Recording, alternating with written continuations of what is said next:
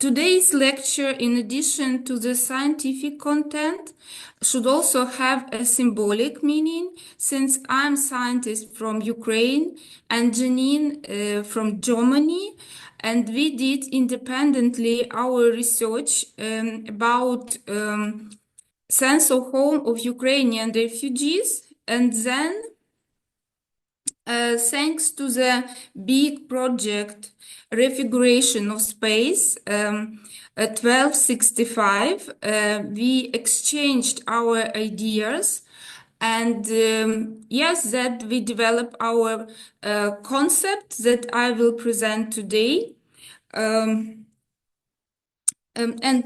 Yes, Valeria already mentioned that only me will be the presenter. So let's start from our agenda. So our lecture plan. I start from the introduction, where I will give arguments why sense of home of Ukrainian refugees matter. Then move to the theoretical background, namely concept of home. And then we'll present two studies. So first, study A, it is study that I did in 2022 when I just moved to Germany after the war started, and in this big project, I conducted interviews, and then somewhat later, Jeannine did the second study, digital homemaking by Ukrainian refugees. And in the end, and I will also tell about this study, the methodology, the main findings, and then we'll move to conclusion about what we developed together. This slide shows some statistics, and just when we can just look at this map, we can see that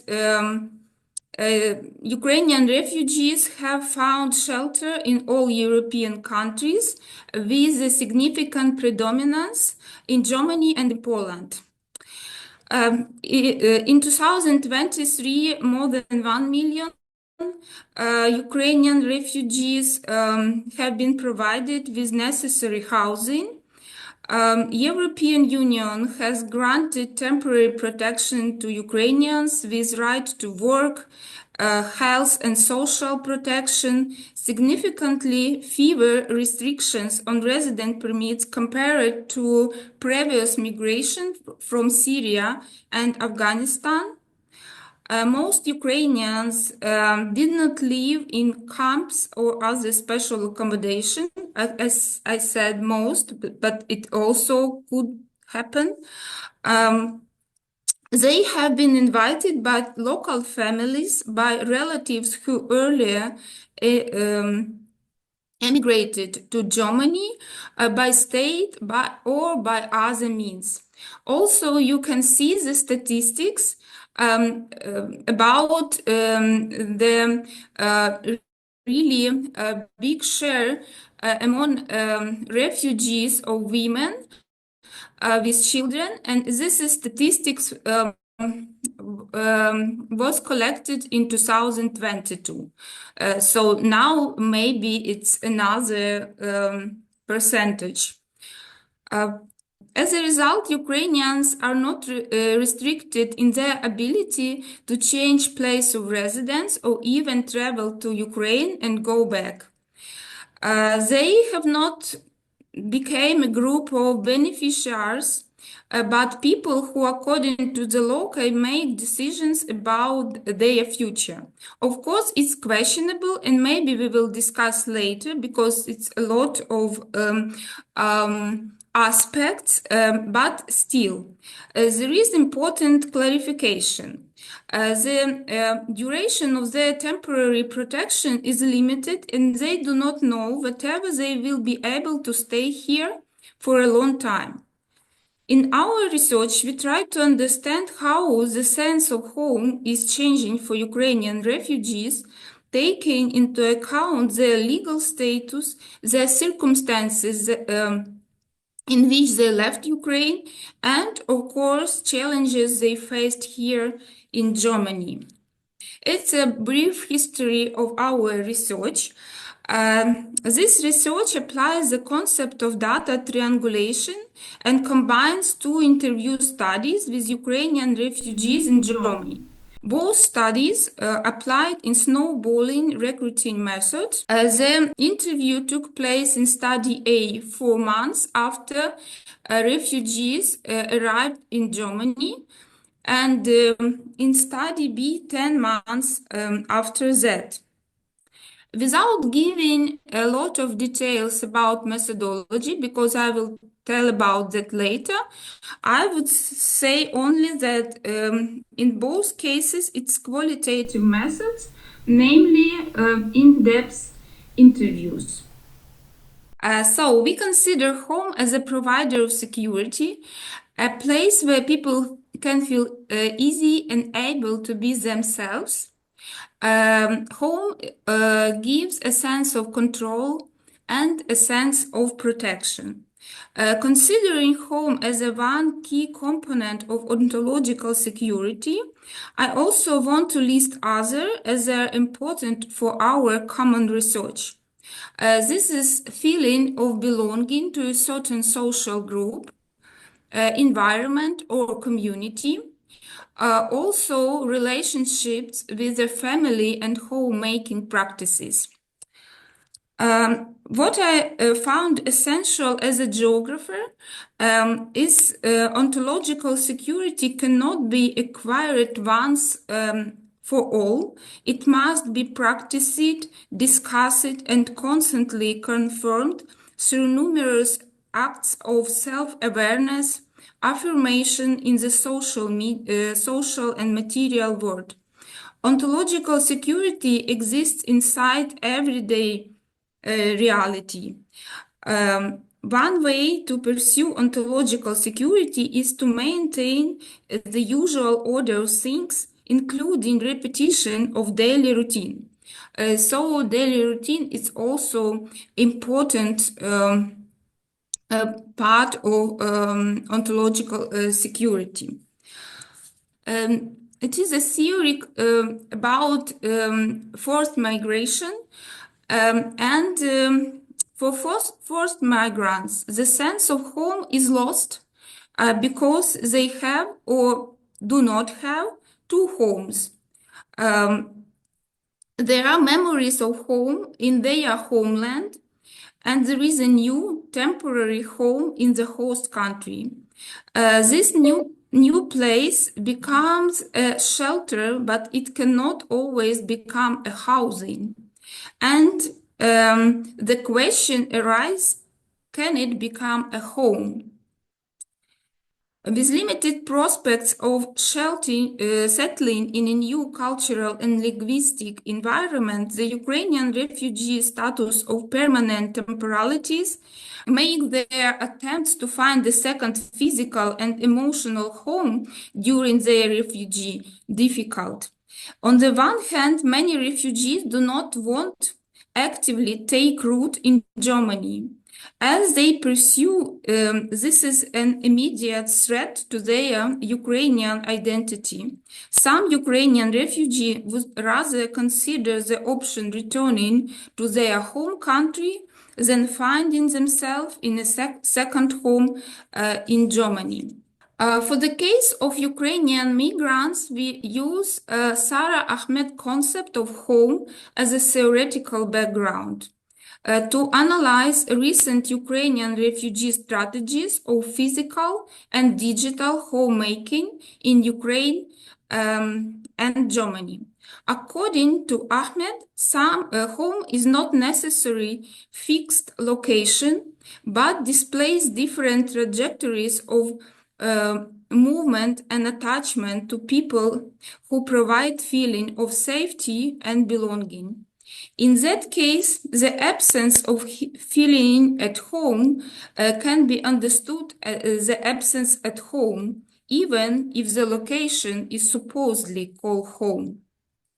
However, in Ahmed interpretation, home also mean multiply locations. Place where person lives, where a person's family live, or where the person was born and moved away from. In my study, as I mentioned, I did interview in the summer 2022, and I combined in-depth interview with mental maps method. In practice, it looked like that. I asked my participants to draw a map, schematic map of the area where they lived before the refugee, and then on another sheet of paper, they draw their place of residence here in Germany. While drawing, refugees told their stories of leaving Ukraine and arriving in Berlin. Drawing area, they display not so the area in a geographical meaning, I mean the objects, their locations, but rather they are belonging to that. And then I think we will see several maps. In almost all mental maps, the image of the home occupies a special place. When we talk about Ukraine, Ukrainians drew their home first and then reflected the area around it, to which they feel special belonging. Maps of Ukrainian cities and towns reflect many details. Neighbors, churches, schools and kindergartens, work, gyms, public spaces, nature, as you can see on some examples. There is another important feature of these maps. They show a significant territory. The city as whole, several blocks, street. Since I used the concept of ontological security in my research, I interpret these maps as a reminder of the state of ontological security for Ukrainian refugees. And then we will see maps of Berlin. On the maps of Berlin, we see how the individual space of our respondents has shrunk after they left Ukraine. Some maps have become more schematic. They are authors repeating during interviews many times that there is nothing interesting around the area. Some maps show only the house in the yard, as because Ukrainian women spend most of the time at home, not at home, but in the place where they lived at that moment. Also, some respondents did not draw their home at all. And I gave here an example. It is a map and it is a quotation from the interview of Anna. Anna from Kryvyi Rih. And in her interview, she said about the discomfort, and I just will read that. The fact that it is beautiful and well kept here does not make me happy at all, because I'm not at home here and I'm not satisfied here every day. The only positive is all this, that I saved my child from the war. I know that I have to endure all this, and I'm waiting. The only thing I'm waiting is to move into my own home. and it calms me down, and it will be able to move, live differently, and pursue each day of my life differently, because I live in someone else's family, and I am absolutely not satisfied with that. It crosses out all joys of the life. On the map, we can see that actually she wrote a lot of details, yard, playground, lake, many cottages around. But when I asked her where is the home, she said that it does not matter because it's like temporary place for her. Yes, at the time of the interview, my respondents felt caught between two homes. The left behind home in Ukraine, which could no longer provide a sense of security and comfort, at the home in Berlin, which was pursued as a temporary, to which the Ukrainian refugees were not willing to adapt and take root in Berlin. There is a situation of double displacement, displacement in time and displacement in space, between the past and the present, and between Ukraine and Germany. The situation of limbo or double displacement required Ukrainians to find particular strategy for the future. At least for a short period of time. By the summer of 2022, Ukrainians in a position between two physical homes had formed three strategies of action for themselves. The first strategy is waiting, which manifested itself in a hesitation to start making home in Germany. This strategy is indicated by the significant difference in maps of Ukraine in Germany. So I just gave here two examples.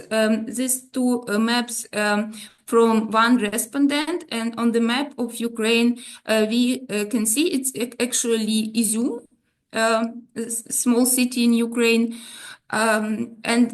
She drew her office, her home, and the street, river, and any other details. So big part of the city. And when she drew map of Berlin, it was only the house and a yard in many details, but still. Ukrainian women admitted in an interview that they had not unpacked their suitcases for weeks and were living one day at the time. So no plans for the future at all. The next slide is about second strategy. Searching for Ukraine in Berlin through interaction with nature, first of all. Not only, but it's really important. Nature can connect Ukrainian refugees, places of residence in the homeland and in Germany, as it's present everywhere and always. On the many mental maps of Berlin, I saw greenery, parks, trees, grass, lakes, and so on. And my respondents said that when they saw flowers, the same flowers that they used to grow in Ukraine, and they saw it here in Berlin, it was they felt really good. They were happy to see something similar. But when they try to smell, for example, I put here a quotation, and understand that it smells different, of course, it is disorients and make refugees unhappy. To overcome stress, many refugees started to grow flowers and to be as much as they could closer to the nature. And of course, a third strategy, which is also really important. Following children interests. It's of course about moms with the children, and the need to arrange children's life properly brings Ukrainian refugees out of the state of waiting, because they had no time for wait. They should act. And their daily practices not only ensure survival in times of disruption, but also have a clear purpose to provide their children daily needs. Women focused on finding places in the kindergartens, organize daily life of the children, and so on. And on their mental maps, actually, we can find a lot of similar places, I mean, similar by the function, as on the Ukrainian maps, the same kindergartens, parks, schools, playgrounds, neighborhoods, because they all the time with children outside. And it actually helped to overcome this situation and the state of waiting. But at the same time, many women said that actually they will not decide if they will stay here or go back to Ukraine. Their children will decide. If this is like give prospects for their children, and children are happy here, then they are ready to integrate and to start to do something and not just sit and wait for the news. As Jeannine research also found, and her own research which she did by her own, using also interview method, there is another possible solution and another strategy. It is create a third digital home for themselves and the family members during the refugee. In this aspect, homemaking practices are defined not only by physically adjusting to a new residential environment, but by communicative actions between people to reconstruct a digital home by reconnecting with family and friends to assure each other safety even in times of war and separation. And this digital homemaking helped to have all the time connections with the family and friends, which is really important for ontological security. Then I will tell more about her methodology. Yes, the study B, conducted 10 months after the Russian attack on Ukraine, it explores the perception of 5 females and 1 male participant who took part in a group interview conducted via Zoom. It was multilingual interview with interviewers in 3 languages. German, Russian, and Ukrainian, according to the participants' preferences. All participants in the second study lived in the apartments, some together with other family members, but without mapping because it's another study. The missing language skills were pursued as a major barrier for Ukrainians' communicative efforts with the local population, the job search, and the cultural adaptation.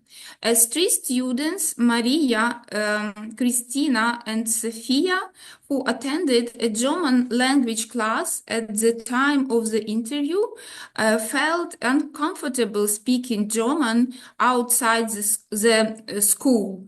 Family ties, communication, and support are obtained by Ukrainians through digital technologies. All participants stayed in touch frequently via messengers such as Telegram, Viber, and Instagram, and regular phone calls with relatives, friends, and neighbors who remained in Ukraine. Contrary to older generations' daily conversation about the ongoing war, the banality of everyday occurrences often dominated the younger refugees' interaction, such as what they had for dinner or which places they visited. Christina said, "At first, it was scarier. Now, reading the news on Telegram and the way people are reacting to all this, I think now it is more calm or safer." She explained that it was rather the way of talking with each other than importance of communication channels which provided feeling of belonging. Furthermore, regardless of their age, participants valued the opportunity to exchange short messages via mobile phones, such as Christmas and New Year greetings, but also updates on current situation on Ukrainian destroyed cities, the food supply, the pictures of the homeland. As has been many times noted by migration scholars, for transient migrants on continuous journey abroad, digital communication media help maintain their social networks and family duties in their home countries, and further, the migrants' continuous identity negotiations and identification with their social and cultural roots.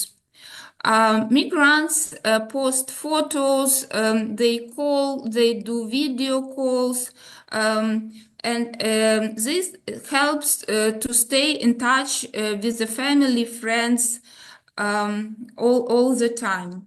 But at the same time, of course, the physical contact is still really important. So it's possible to have this communication for some time, but still at some moment you should see your family and friends face to face, because otherwise it's really difficult. I think people who here also left Ukraine after the war understands that. Since the condition of temporary protection do not restrict freedom of movement, Ukrainians have the opportunity to visit family and friends from time to time, maintaining ties with home in Ukraine, and at the same time not stopping digital homemaking practices. The fluid process of constantly moving between home and refugee country during exceptional situations, such as an ongoing war, Jeannine called a shuttle refugee. The term describes the Ukrainian refugee constant physical mobility between home and the host country during the refugee. So this short visits helped to not only have these digital connections, but also from time to time see relatives. So we come to this concept of the three components of the Ukrainian refugees' sense of home. So first, home for Ukrainians is memory of their actual home in Ukraine before the war. Of course, for many of Ukrainians, returning home is not an option, especially in 2022 and 2023. Considering the constant danger of life, and uncertainty. Second home is temporary residence in Germany. As I said, Ukrainians cannot think about this this home as home for a long time. They understand and pursue it is a temporal solution. And of course, it is not so comfortable because of the language barrier, because of the bureaucracy, and of course, because of this uncertainty with legislation status. And the third home is a virtual home created by digital media technologies. On the one hand,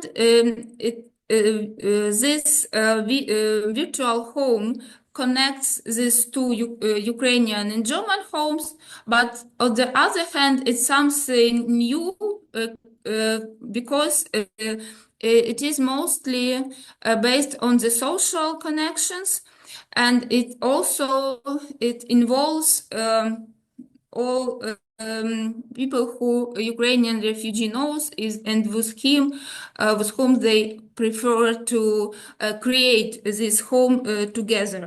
And next, I will talk a little bit more about each home. Home in Ukraine is a combination of the past and the present. It at the same time it exists in past, in present. The picture of past is more holistic and positive. It contains the usual order of things, since all components of ontological security form a holistic picture of the individual world. Home in Ukraine today during the war develops without the participation of forced migrants. Although short visits and photos of familiar places remind of the past, but photos and visits are unreliable support for the feeling of home and security. This is quotation from interview I did, and yes, my respondent said that for her, even such industrial landscape as in Kryvyi Rih, where it is a lot of contamination around, still really important. And only in this location, in this place, she like feel the spirit of Ukraine. And it's also some beauty. She found some beauty in that. Having a temporary home in Germany helps to gradually develop sense of home, to form daily routine in the new place of residence. That the fact that Ukrainians have a shelter here, so place when they can live in their family and their children can live, of course, gives some reason to organize space around, to learn the area, the most important infrastructure around. But important components for that is still missing.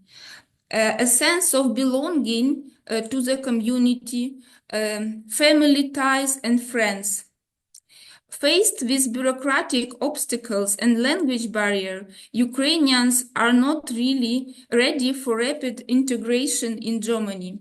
The temporary status when a visa for 2 years can be extended later or may not be extended became a reason for Ukrainians to postpone important life decisions, adhering to the strategy of waiting about which I talked earlier. And it's a quotation from the young mother.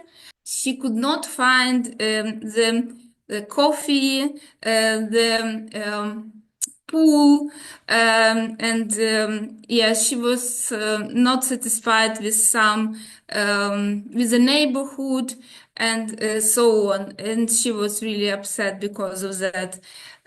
Yeah, it's a really illustration, and what Natalia said in her introductory words, that it's not really easy, and bureaucracy and all the same. By means of digital media communication, Ukrainian refugees stay in touch with their relatives in their home country. Therefore, they do not feel estranged from their cultural roots when they receive daily updates on the health and well-being of their close ties and news about the battle and destruction of the hometowns.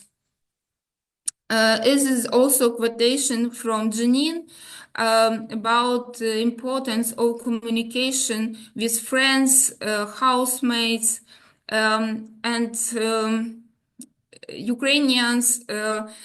Some of them have some schedule to communicate with mother, with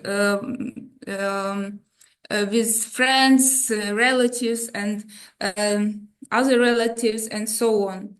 Digital communication takes much time in the refugee everyday lives in Germany. Though digital media, the homemaking experience in Ukraine thrives, even though the refugees are no longer physically in their home country. Though connecting with their family and friends in Ukraine, they then continue feel at home and feel they are in Ukraine. And then we are moving to our conclusions and main findings. So the refugees' perception of physical housing in Germany is characterized mainly by the temporality and stress of having to move again soon. Although the temporary protection offers many benefits to the Ukrainian refugees in the European Union, the primary disadvantage is the lack of prospects.